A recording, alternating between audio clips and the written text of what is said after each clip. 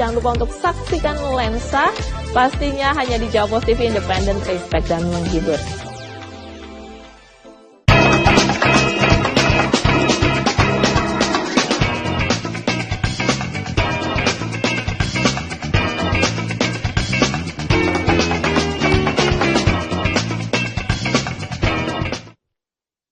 Terima kasih masih bersama kami pemirsa, dan kami masih terus membahas persoalan yaitu kasus pemerasan yang menyeret Ketua KPK kita yaitu Firly Bahuri. Kita akan lanjut untuk membahas persoalan ini.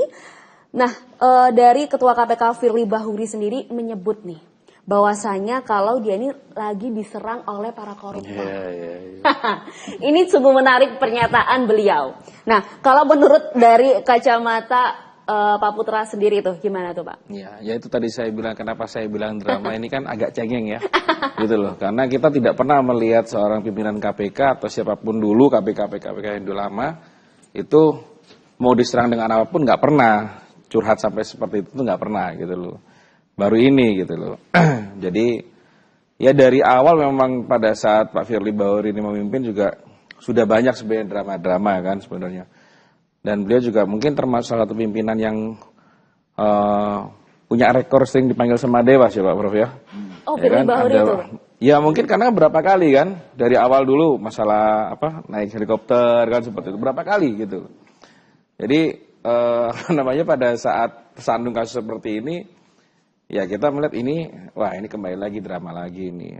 Ya itu apalagi statement yang terakhir yang dia bilang lagi diserang sama para koruptor gitu, lagi diserang para koruptor. Berarti kan sama aja sebenarnya Firly ini saya tidak langsung ya, saya tidak langsung itu mempertanyakan status penyidik di Polri. Sedangkan dia kan juga Polri juga ya, mempertanyakan bahwa seolah-olah Polri ini dimanfaatkan kan, ya kan dimanfaatkan untuk meriksa dia. Nah tapi pada kenyataannya kita melihat sendiri kasus ini juga masih nggak jelas gitu loh, mau kemana arahnya gitu.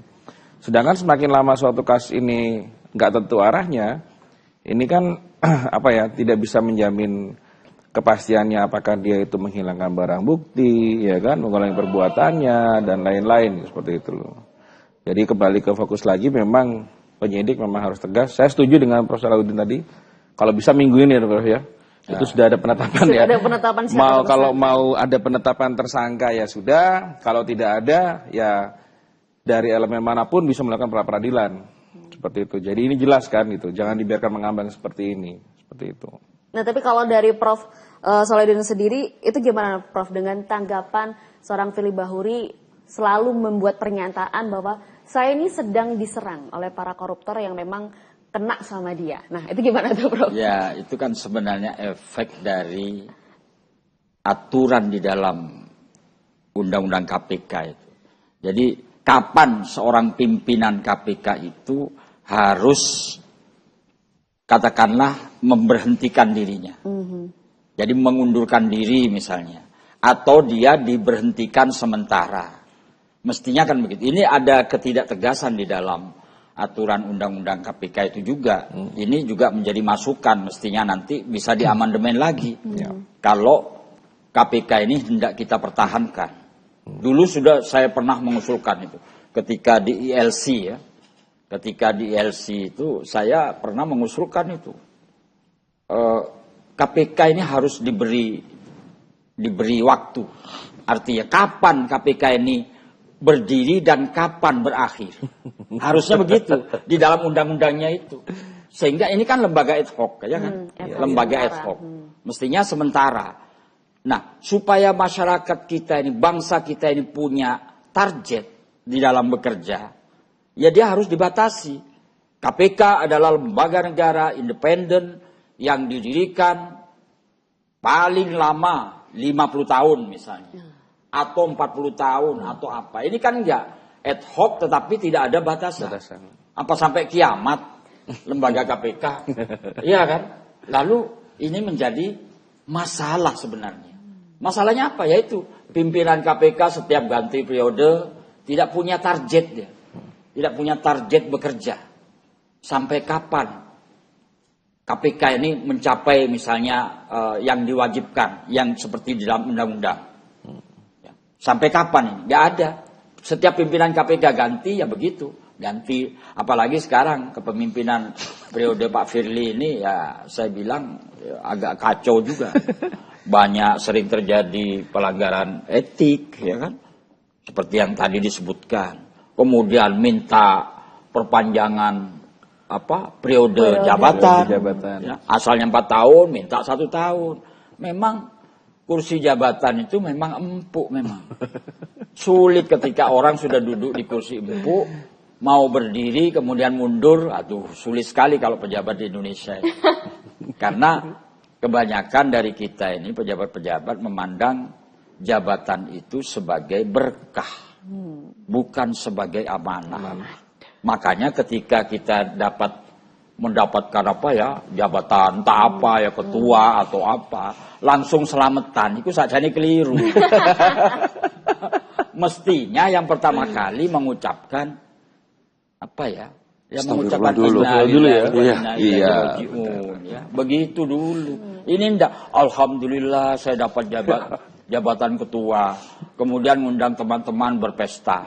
Nah, inilah yang membuat ketika ada masalah tidak mau mengundurkan diri.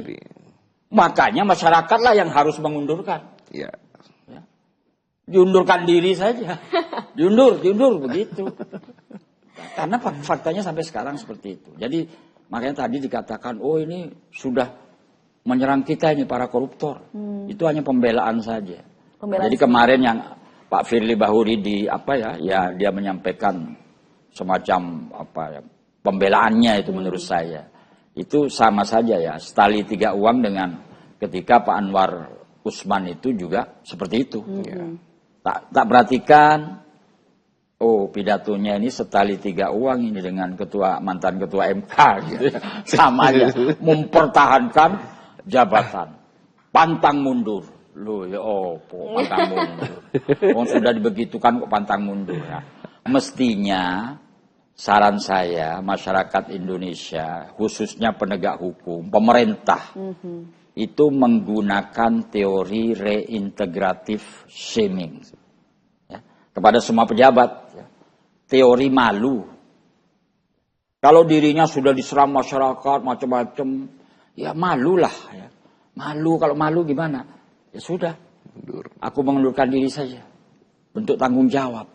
Tapi itu yang belum terjadi di Indonesia. Belum pernah ya? Belum pernah. Kayaknya nggak punya malu juga.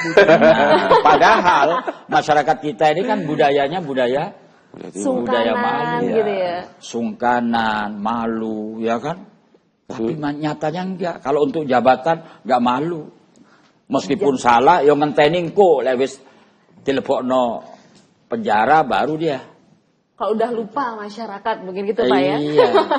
Nah inilah yang merupakan kajian kita bersama lah, renungan bersama masyarakat ini. Ya kita tunggu minggu depan nggak diputuskan siapa tersangkanya, ya semua elemen masyarakat yang masih cinta harus bergerak terhadap keadilan harus bergerak, Prof. Ya harus bergerak sesuai dengan porsinya masing-masing. Kalau Mas sebagai LSM yang dalam menggerakkan penegakan hukum korupsi, Mas sebagai peradi, saya sebagai guru, ya sudah bergerak masing-masing sesuai porsinya gitu. Harus begitu itu. Kalau tidak ya kata iklan itu, bablas angin. Gitu. Baik, nanti kita akan lanjut lagi di segmen selanjutnya pemirsa, karena semakin seru pastinya. Jadi jangan kemana-mana, tetaplah bersama kami hanya di Bincang-Bincang.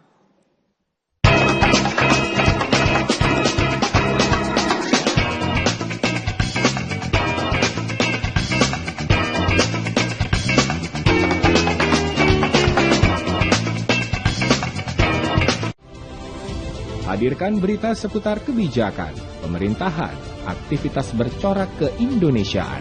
Dikemas secara ringan.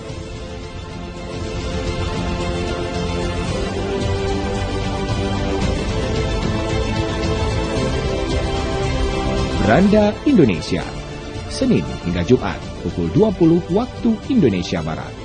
Di Jawa Pos TV. Mutiara Islam, tayangan religi membahas berbagai persoalan kehidupan di masyarakat.